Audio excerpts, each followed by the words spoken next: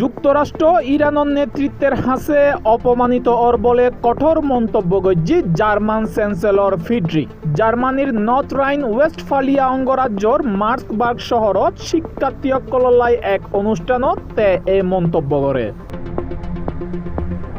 Chancellor Friedrich অভিযোগ গজ্জি Tehran মার্কিন কর্মকর্তাসকলরে আলোচনার ডাকিয়ে নে পাকিস্তানের লৈ যার এবং কোনো ধরনের ফলাফল ছাড়াই তারারে হালিয়াতে ফিরাই দের। তে জানাই ইরানীয়কল আলোচনাত খুবই দক্ষ, অথবা বলা যায় আলোচনা নগরিবের কৌশলত তারা বেশি পারদর্শী।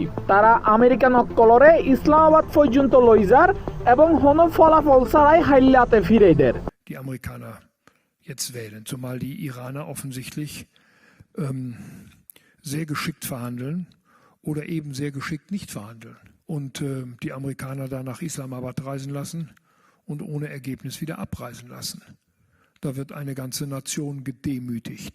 ফ্রিডরিখ আরো হই একখান পুরো জাতি ইরানি নেতৃত্ব বিশেষ গরিত রেভলিউশনারি গার্ডর আতত অপমানিত ওর। আই আশা করছুম এই পরিস্থিতির দ্রুত অবসান ঘটিব।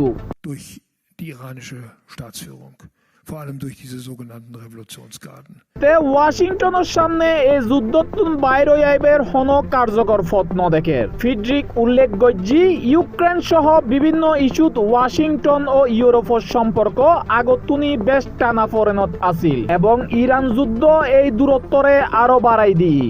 Die Amerikaner haben offensichtlich keine Strategie. Und das Problem bei solchen Konflikten ist immer, গত 28 ফেব্রুয়ারি যুক্তরাষ্ট্র ও ইসরায়েল যেতে ইরানত হামলা শুরু করছি।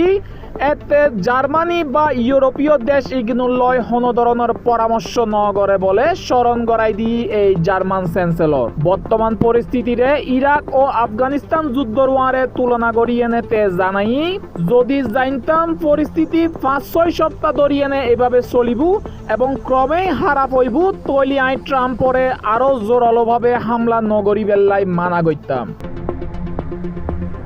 International desk C+ TV।